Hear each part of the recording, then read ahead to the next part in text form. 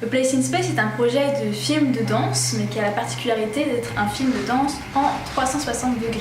C'est-à-dire que la chorégraphie est pensée vraiment en lien avec la vidéo 360 degrés. Après avoir réalisé un premier film de danse, j'ai voulu essayer d'explorer d'autres potentialités, d'autres façons de pouvoir percevoir la danse, de remettre en question les perceptions de l'espace, des corps, etc. Et j'ai eu l'idée d'explorer la technologie de 360 degrés. Le concept de ce film est basé en fait sur l'idée du conformisme social et des relations que peuvent entretenir les individus les uns avec les autres. Et la 360 degrés va donner ensuite une perception particulière de l'espace, de la danse au spectateur, puisqu'il aura la sensation d'être immergé dans un espace particulier justement. En amont du tournage, il a fallu 6 mois de préparation. Déjà pour écrire la chorégraphie. Ensuite, il y a eu un travail avec Sandy, mon assistante chorégraphe, qui a été une grande aide dans ce projet. Sarah m'a proposé de la seconder dans la chorégraphie pour lui poser toutes les questions en fait, qu'elle-même ne s'était pas forcément posées, lui donner un autre regard sur la chorégraphie.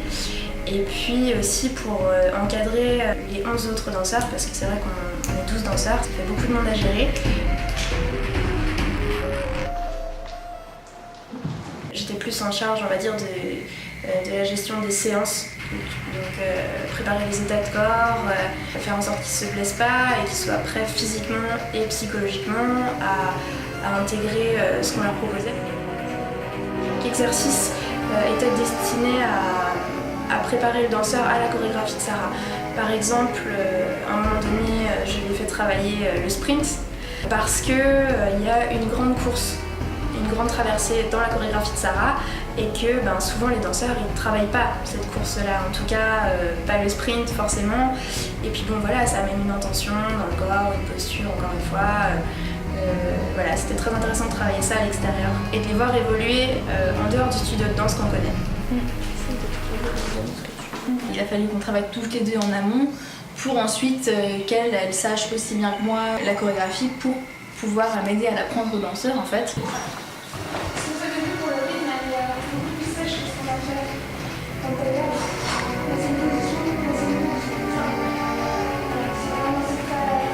Et pour ça, je me suis vraiment basée sur mon propre apprentissage de cette chorégraphie, c'est-à-dire que quand elle m'a appris les mouvements, les intentions, je me suis posé plein de questions moi sur comment, dans quel état je devais être, sur mon positionnement, ma posture, sur plein de choses.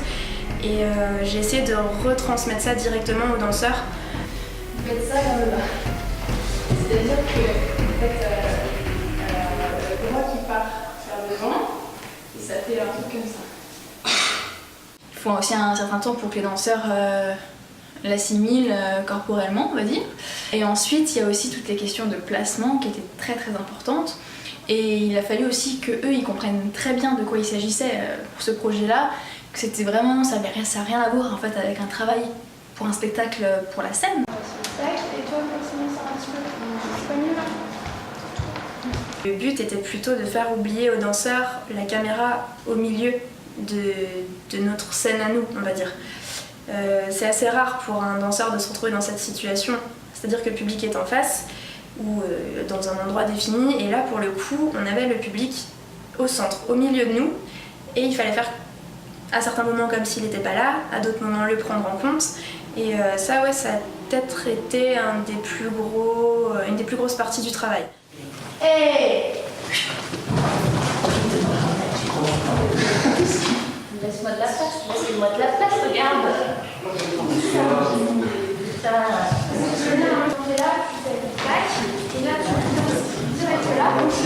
Ah ouais, ok, dans ce sens-là, ok. Moi je suis là.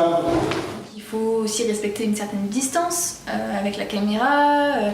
Il y a plein de choses à appréhender en fait, qui sont pas forcément évidentes comme ça. Et vous voyez, il y a un cercle là autour qu'on a fait. C'est en fait le cercle autour de la caméra dans lequel on ne devra pas entrer pendant le tournage parce que si on est là, notre image va être déformée. Donc pour le tournage, ça ne va pas du tout être possible que ça soit déformé. Donc, le principe, c'est de faire une masse avec tout cet espace entre. Donc en fait, c'est très compliqué. Vas-y. Ce qu'il faut éviter, c'est les passages qu'on a eu genre. Ouais, voilà, ça par contre. Parce que là, ça fait vraiment déformé, du coup, ça fait un truc méchant. Ça fait hyper méchant. Voilà, ça m'est pas identique. Voilà. Il a fallu prendre en compte certaines particularités techniques qu'imposait en fait la caméra. Donc il y a des choses qu'on a découvert au fur et à mesure en faisant des tests. Parce qu'il y avait des choses pareilles que j'imaginais, mais je savais pas si ça allait marcher, si ça allait fonctionner, ce que ça pouvait rendre. Comme ça, tu vois bien. Ouais. Ça rend compte de la distance. Et ensuite, on a aussi travaillé avec Cédric Barbet, qui est l'opérateur caméra 360 de Une Jolie Idée, qui est venu à plusieurs reprises en fait pendant les répétitions avec le matériel qu'on allait avoir au tournage pour pouvoir vraiment faire des vrais tests et en fait appréhender même au final on a appréhendé toute la continuité du film pour ne pas vraiment avoir de surprise entre guillemets au moment du tournage. Au niveau des grands c'est se baser comme qu'on a sur une position de départ et d'arrêt.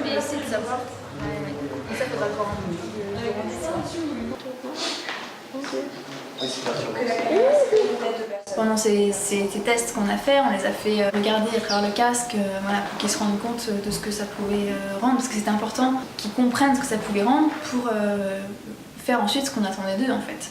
D'un point de vue stylistique, le projet de Sarah m'a fait assez penser aux années 80.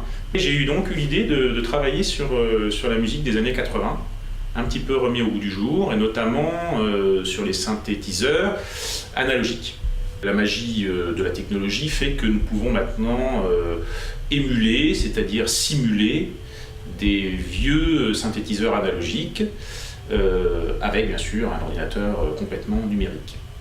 Là, j'ai préféré, sur ce projet-là, travailler sur un film déjà fini. Ce qui veut dire que Sarah n'a pas eu d'éléments audio pour créer sa chorégraphie et que moi, je vais créer une musique entièrement basée sur la chorégraphie de Sarah. J'ai plutôt que faire une musique assez traditionnelle de ballet, je vais plutôt travailler un peu à la manière d'un sound designer. Je vais plutôt créer un univers sonore qui va habiller et créer une ambiance plutôt que coller parfaitement au mouvement des danseurs. Ce projet présente un intérêt pour moi parce qu'il fait appel à deux technologies. Donc une technologie visuelle qui est la captation en 360 degrés et qui est donc relayée par le son avec un procédé qu'on appelle le procédé binaural, qui est en fait une façon extrêmement proche de concevoir la musique par rapport à notre audition réelle. Et c'est intéressant dans la musique parce que ça nous permet d'avoir une conception qui sort un peu du cadre conventionnel, stéréophonique.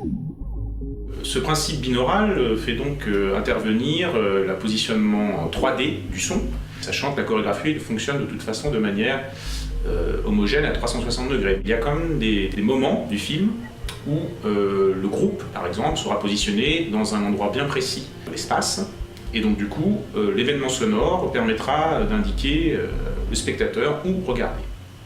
Sur une petite équipe comme la nôtre, l'assistant réel se charge de trouver les différents organismes aussi avec lesquels on va pouvoir travailler, les différents partenaires.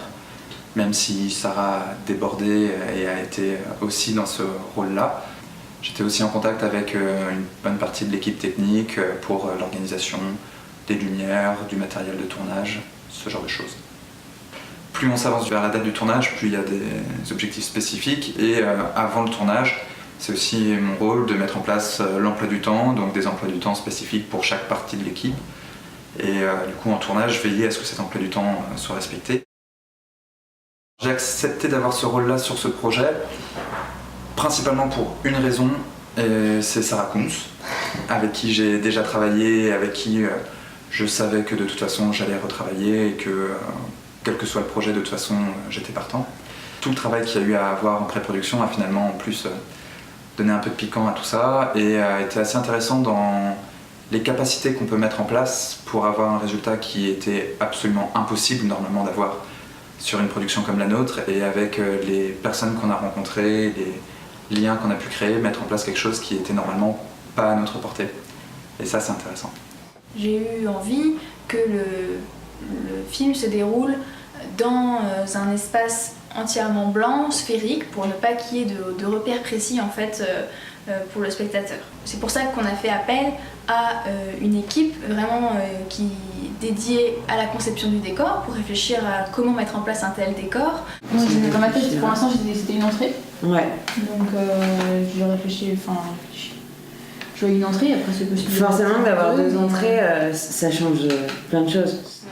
Dans tous les cas, on éclaire de l'extérieur, non? Bah, là, on est encore en train de réfléchir si on peut mettre des d'accord. choses à l'intérieur, Mais je pense que ça va être très très compliqué. Parce que là, il faut vraiment qu'on se décide, quoi. Parce que c'est pas possible, quoi. En soi, la structure, est-ce qu'elle pourrait supporter si on met des lampes dessus? Si elle peut se... Tes boules chinoises. Ouais. Entre par exemple Lucie, la chef opératrice, qui s'est occupée de la lumière, il fallait que ça soit vraiment en cohérence avec les personnes qui concevaient le décor, parce qu'il fallait penser ces choses-là en lien, puisque la façon de faire le décor, ça allait influer sur la façon d'éclairer en fait. Et là, je sais pas si ça laisse vraiment passer la lumière, ça. Ah, c'est quand même... Si juste mon portable va laisser passer la lumière, même si la lumière du jour, il n'y a aucun souci. Là. Trop bon le mettre. Et à voir s'il n'y a pas moyen de négocier si on prend une grosse quantité, quoi. Ouais. On a gardé l'idée du dôme et l'idée de concevoir en fait une sorte de bonnet, un tissu entièrement blanc à mettre par-dessus. Donc là, on est à la Maison des Familles, à l'association Les Trois Maisons, qui nous accueille pour l'équipe couture sur le projet. C'est Dany qui gère ça, et elle gère ça trop bien. On a tout déposé, on va faire les mesures, et demain, on lance la construction du dôme. Et l'équipe des cours vient de faire un immense patron. L'idée aujourd'hui, c'est qu'on finisse la coupe Oui. pour réaliser un grand drap qui fait 20 mètres de long. Oui.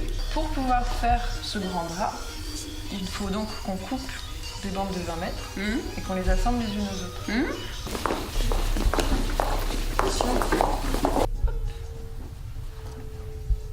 Avec des coutures comme ça, et ici, un petit pour mettre un lien.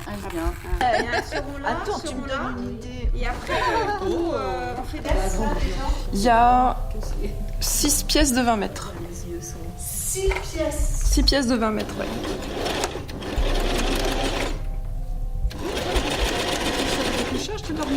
Dans un premier temps, on a créé un rectangle qui est constitué de 8 LED 20 mètres. Donc ça a été déjà un gros boulot de tout assembler. Du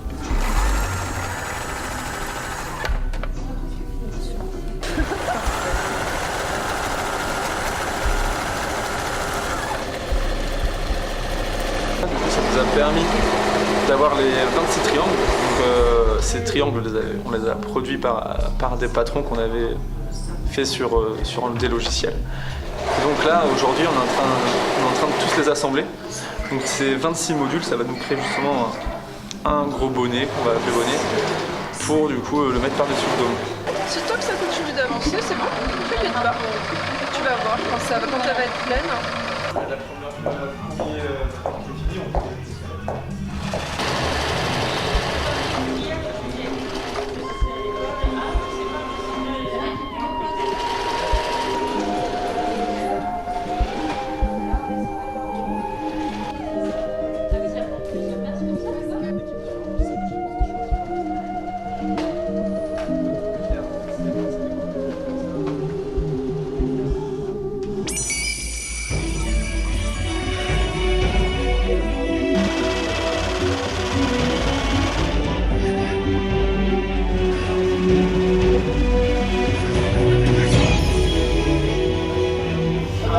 Prends le temps pour arrêter tout. Non mais c'est que moi je sens qu'il y a une pression en fait.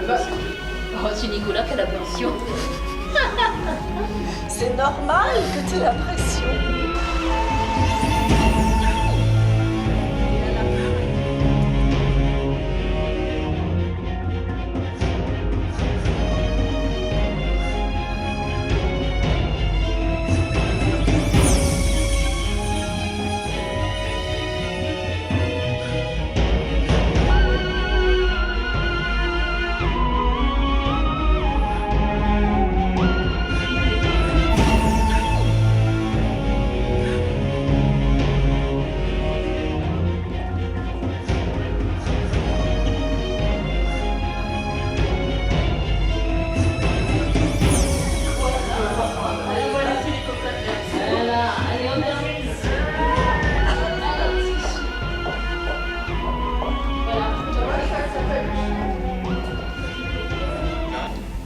impressionnant de voir jusqu'où certaines personnes pouvaient aller alors que on n'avait finalement pas grand-chose à leur offrir, à mon sens.